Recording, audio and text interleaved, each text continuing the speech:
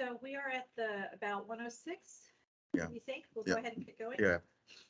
Thank you for folks who have come to the safety and security track. We have this afternoon, starting us off is Doug White. So Doug will be presenting remotely. And I'll go ahead and tell you a little bit about Doug. He is a principal consultant for Emerson Automation Solutions and has more than 35 years of international experience designing, justifying, installing, and commissioning advanced real-time automation, optimization, sustainability, and digitalization applications in petrochemical and oil refining plants, and assessing their safety, economic, and environmental impact. He has published more than 50 papers on the application of these technologies in the process industries and their financial benefits. Previously, he held senior management and technical positions with MDC Technology, Profit Point Solutions, Aspen Technology, and SetPoint. He started his career with Caltex Petroleum with positions at their Australian refinery and Central Engineering Group.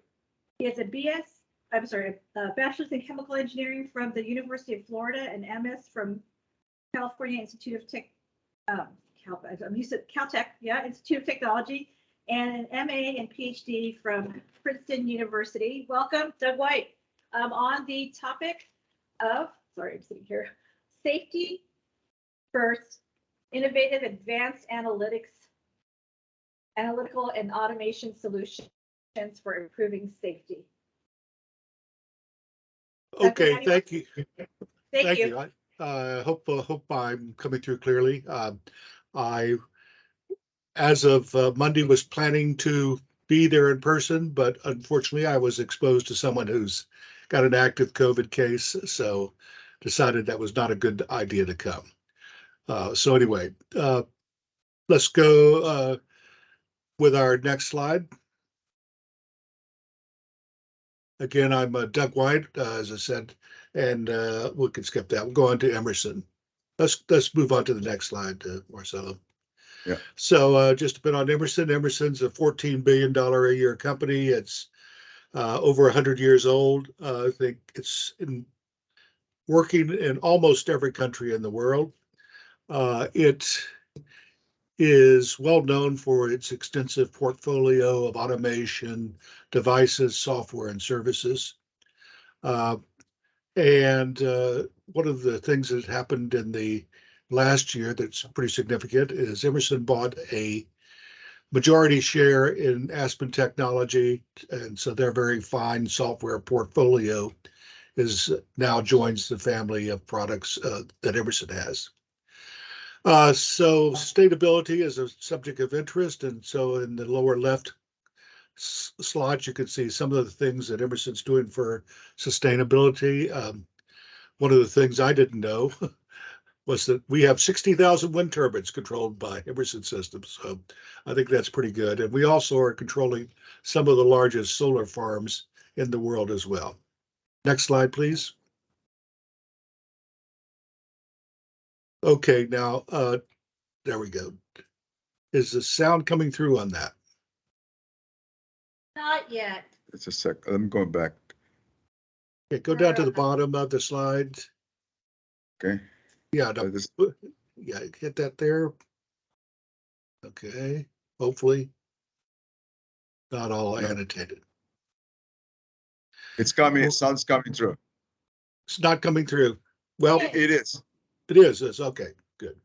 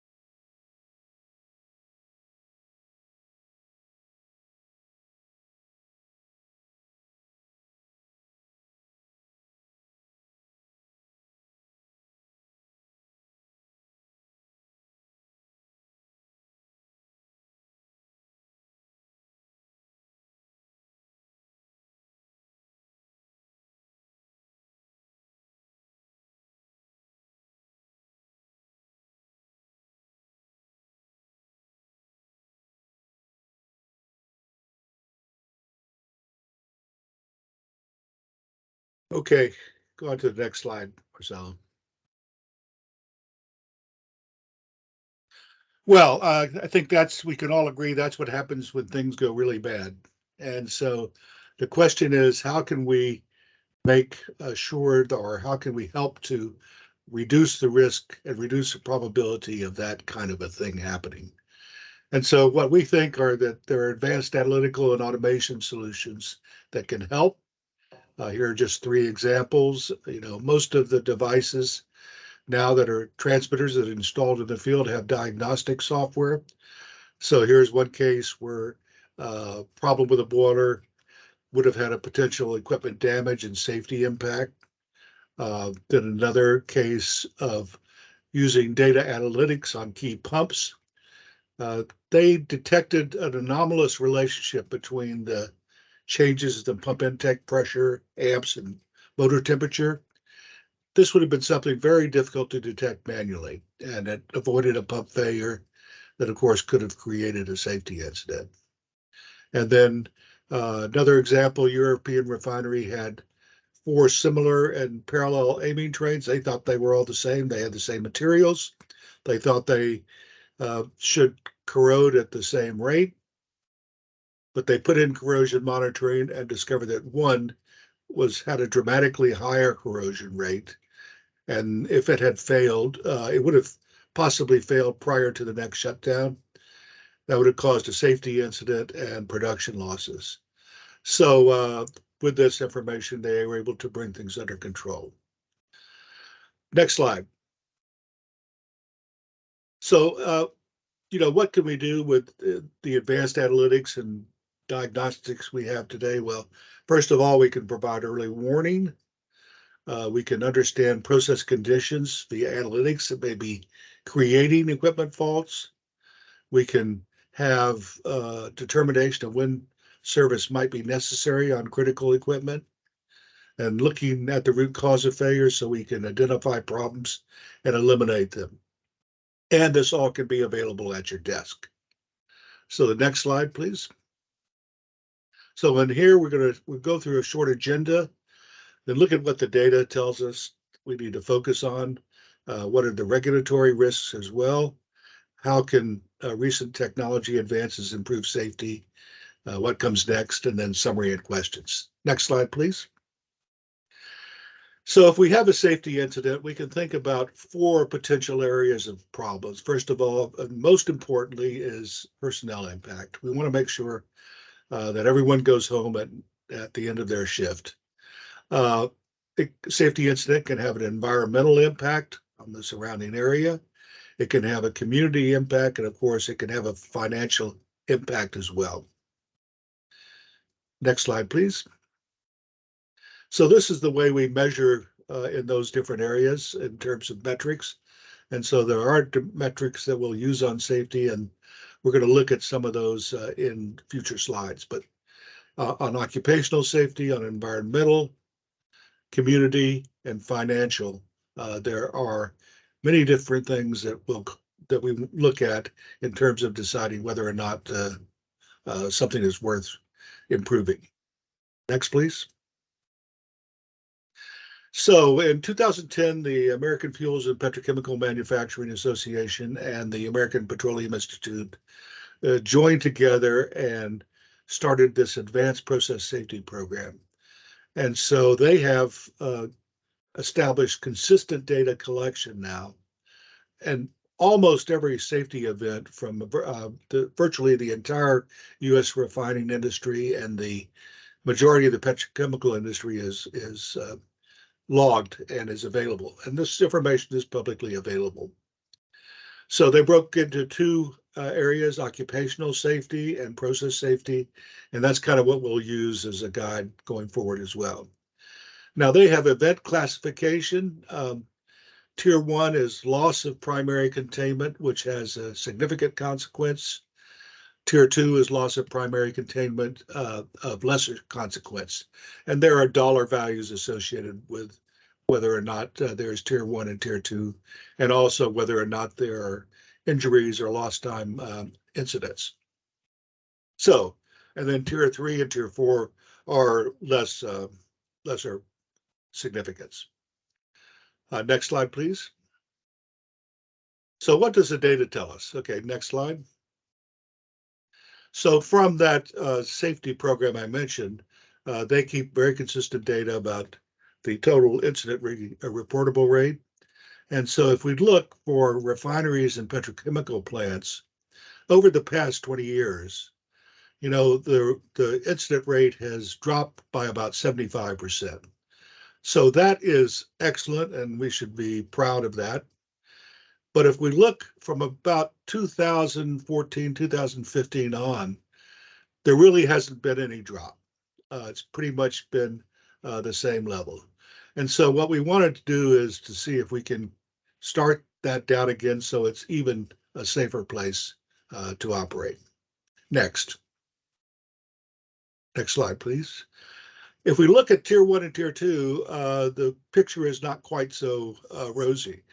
Yes, there has been a decrease in the incident rate of Tier 1 and Tier 2 incidents, both in refining and petrochemical plants, but it's been nowhere near as dramatic as the personnel safety record. And certainly we still have a very large number of these incidents occurring. So, and of course, we should be glad. I mean, certainly the most important thing is personnel safety, and we want to make sure that that is the top priority. But the result of this is, next slide. This is property damage loss history in the oil and gas industry. And you can see that in the last few years, there almost every year has been over $1 billion. And there have been many years that have been over $2 billion in property damage in the from oil and gas incidents. And this is particularly significant and has resulted in insurance rates going up significantly for these industries. And in addition, these losses do not consider production losses. So they are additional as well. So this certainly is something that is important and shows the impact of what has happened and where we are today with our safety programs. Next. Next slide, please, Marcel. I think it was duplication. Okay, if we look at Tier 1 and Tier 2 events, again, they do provide information on where their point of release is. And for that, primarily piping systems are the #1 area for releases. And #2 is tanks. Okay, so piping systems and tanks. Well, if you look at refineries and chemical plants, they have lots of pipes, and so maybe this isn't surprising, but it certainly is, tells us where we need to focus. And in terms of the geographic area in the plant, the #1 area is the tank farm and storage facility, and then #2 is crude unit, #3 is hydrotreating, and 4 is coking. So the next slide, please. Now, this is a different set of data from Lloyd's. Lloyd's is, of course, an insurance company that is one of the primary backstops on insurance for the process industries. And they were looking at their data. And so they look at mechanical integrity faults and notice that internal and external corrosion, again, are at the top of their lists as well, on both equipment and piping. And if they look at their data on failures, most of their failures have occurred during normal operation, with the second most frequent area being the abnormal or non-normal or infrequent. In other words, startup shutdowns, maintenance stops, those kind of indication. So that gives us an idea of where there are potentially problems. Next, please. Now, I included in cybersecurity attacks, if we look at recent cybersecurity attacks, although there has not been one that has caused any damage to equipment at this point from from this attack. Certainly the Colonial Pipeline cyber attack or hacking that occurred a couple years ago resulted in them shutting down the pipeline because they were afraid that if they didn't, they would move into unsafe operation, since their computer systems were not available and they could not really have control or visibility into what was being done. So I think this is something that we have to recognize as not only a problem of financial losses, but also potentially safety and incidents as well. Next slide. So, that's looking at the data. What are some of the developments in safety recommendations and practices that have occurred over the last few years? Okay, next slide. So, the primary source of regulations that impact process industries are from the EPA and OSHA, okay? And here are some of the major programs that they have started. And so we'll go through those and it's on the slides following. Next slide, please. So again, the OSHA has their National Emphasis Program, which authorizes inspections, and they have set a regional targets for yearly refinery inspections, and any violation of a PSM standard that is likely to cause death or serious physical harm, they've stated is subject to the maximum penalty. Next slide, please. One of the things that is an issue is RAGAREP, recognized and generally accepted good engineering practice. OSHA has placed increased emphasis on complying with this for both design and operation.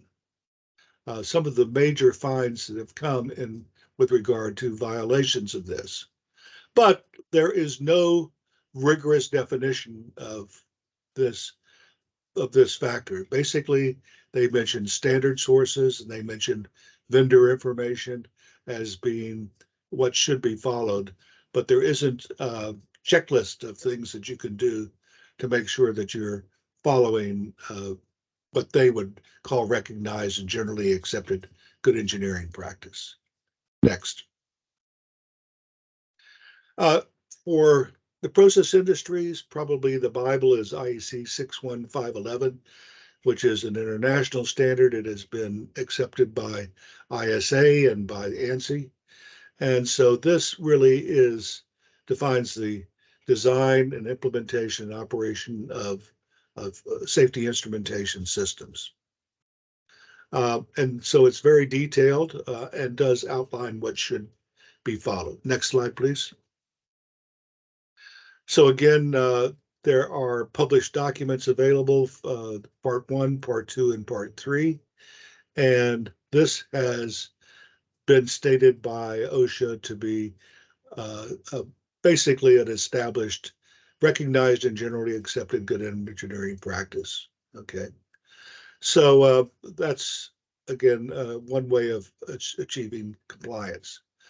But violations of them have been the basis for some of the largest fines issued by OSHA. Next.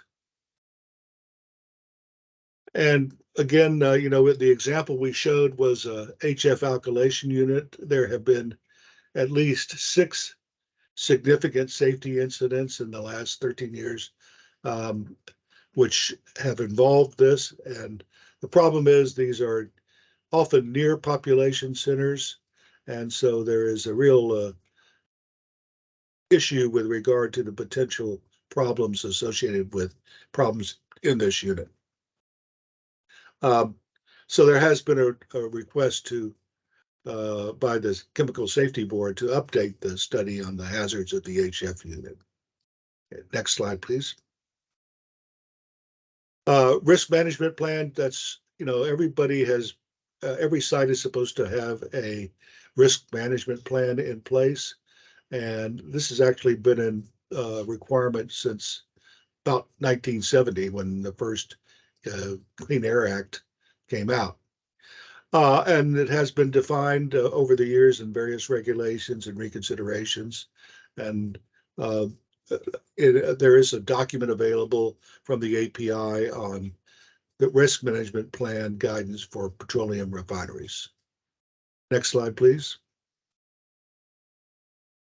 So how can recent technology advances improve safety? So we've seen what some of the problems are and some of the regulations. So how can we think to improve? Next slide, please. Well, conceptually, I think of it in these terms. Okay, when I think about process safety mitigation, I think about the popular Swiss cheese model that, we have in our design of systems and training procedures. We do things that we think are going to provide safe operation. And we have these things lined up to stop incidents from occurring. And when an incident occurs, it's because something was missed and we end up with a high severity incident. Next slide. But by adding analytical and automation to the system, we can reduce the size of the holes and move them around and basically, hopefully, reduce the risk of these serious incidents occurring. And these are some of the areas where we see that the incidents are likely to have an impact. Next slide, please. So when I say advanced analytics and advanced automation, what do I mean? Well, really, I think of it in terms of these 5 components. First of all, it's data, measuring and collecting data. Then it's connectivity, to being able to move the data around. It's storage. It's being able to store data in a place where you can then apply analytics. And our analytic models have become more and more sophisticated. And then when you have an incident, it's a user interface that basically there is some type of alert sent to users who can take action on it. So these 5 components are what is required really to make something effective. So next slide, please. And there are many now smart devices that we can put in the field that can help detect abnormal conditions. And I think probably if you've visited the Emerson booths, they've discussed a number of those. But of course, temperatures and leakage and instability. And so let's talk about how these can address some of the specific problems that have been listed previously. Next slide, please. So again, let's go back and review. So 49% of the incidents are due to piping. And so a way of addressing that is by going to real-time corrosion monitoring. 11% due to tanks. Okay, and some of the solutions are tank overfill protection, 8% due to pumps, and 6% heat exchangers, etc. 4% heaters, 2% pressure vessels. So let's look at what the solutions might involve in context. Next slide, please. So again, number 1 area is piping and corrosion. And so what is available now is simple and easy to attach corrosion monitoring that can be external to the system and still pick up corrosion rates. So these are easily installed and they involve batteries, so you don't have to have power connected to them initially. Then their data transfer, remember we had 5 components. First, the ability to measure. Secondly, the data transfer. So these can transfer data wirelessly. Then storage in either a dependent server or independent systems. Then there is analytical software, which will track the corrosion rate and alarm if there is some kind of a detection of excessive corrosion. And then connected services that can help analyze what the problem might be and how to take corrective action. So again, this is addressing the number 1 issue. Number two, of course, is tanks. Next slide, please. So again, safety incidents involve tanks, and refineries and terminals were the predominant area where these occurred. There were fire and explosions in about 85% of these. And the problem is that these bulk storage tanks are within 1 mile of pretty large communities. Now, since I live in Houston, I am very familiar with these problems. We have seemingly one of these incidents about every 6 weeks or so, where there is some kind of a problem like this occurring. And so what we see in the distance is some plume of smoke. So we certainly want to reduce the incidence of these if possible. Next slide, please. There have been a history of very serious incidents from this, and this just lists some of the most notorious ones that have occurred. So, these type of overfill incidents that create problems in tankage are quite serious and have had significant consequences over the years. Next slide, please. Now, there is now a complete portfolio of tank protection equipment available, and including redundant overfill measurements, corrosion monitoring, blanketing and vapor recovery. API has issued a guide to tank safety called API 2350. Emerson published a guide to it, which helps you to translate some of the information into more accessible terms. And that's available if anyone wants it by going to the Emerson website and typing in guide to API 2350. Okay, next slide, please. Okay, so we talked about piping and tanks. Let's talk about furnaces. So this is an incident where we had low NOx burners, and they were consistently unstable and on the verge of flame out. And of course, this was partially caused by the fact that their fuel BTU content was changing. But that's the facts of life in most plants. The fuel content is not constant. So they could have put in optical scanners. That would have been one choice, but that was very expensive. So they chose to try and look at another approach, which was to take these modern pressure transmitters that have built-in diagnostics. So, for example, this one measures 22 times a second the draft pressure, and inside the computing capabilities inside the device enable calculation of standard deviations and mean. And so typically an increase in standard deviation is a source for concern. So by putting these in, they were able to eliminate shutdowns that they estimated cost them $1 billion per event. And the cost was only about 1/3 it would have been to put in the optical system. So it reduced the safety risk by taking advantage of the modern diagnostics and analytics. Next slide. Pumps, okay. Pumps are, of course, essential equipment, and they have, they're generally processing hydrocarbons.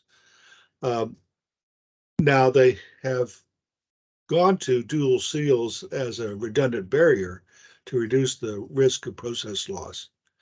And typically, for many plants, pumps are checked by operators performing manual rounds and checking to see whether there's still liquid. But obviously, if you have manual rounds, you have the problem of not having real-time measurements, and also not being able to be sure that everything is checked as it should be. Next slide. So API recommended practice 682 for dual seal pumps actually recommends that you switch to monitoring the dual seal liquids online with the pressure and level transmitters, and they provide recommendations on how to do that. And they're recommended actual transmitters rather than simply high and low switches on the system. So this has been found to, of course, you can reduce personnel exposure to hazardous areas, and extending the pump's mean time between failures it's been estimated it goes from 2 years to about 10 years. And potentially for LNG pumps or LPG pumps, excuse me, there is a premium insurance reduction and in one case it was up to $100,000 per year saving by going to these kind of systems. Next. So kind of a overall summary, there is a continuing evolution in government regulations. And if we look at the status, occupational safety, there's been certainly a very good decrease in the incident rate over the past 20 years. But there has been a leveling off and there has not been a reduction in more recent years. And on the process side, there's still a significant number of incidents and high significance. So there are new advanced analytical and automation technologies that could help us detect potential safety incidents early and to mitigate the consequences. Next slide, please. So would invite you in the time that's left to visit the Emerson booth. They have a lot of information about these various devices and would be glad to talk to you about options. Next slide. So thank you for your attention, and I'll be glad to welcome any questions or comments as well. All right, thank you so much, Doug. So we've got a handful of folks here. Any questions, comments, feedback? Well wishes for the person who is fallen ill. So hang in there also. And if you any comments, that's a good thing. Nobody's throwing anything at the screen, Doug. Okay, well. They're looking at Marcelo a certain way, but I think that's okay. All right. Well, look, again, my email is easy. It's doug.white@emerson.com. So if you have any questions, please send me an email, or Marcelo is very well equipped to answer any questions you might have as well. So glad you joined us, and have a good rest of the conference. Thank you, Doug. Thank you. And I'll be in our booth. So we have a pilot plant there. We can show some other technology if you want to see it. Okay, and if you have any questions as well. Yeah. Thank you. And I don't know if everybody noticed what I saw on the little map. They're next to their booth. It's next to the buffet area. That's exactly next to the food area. Thank you so much. Okay. Thank you, Doug. Okay. Take care, guys.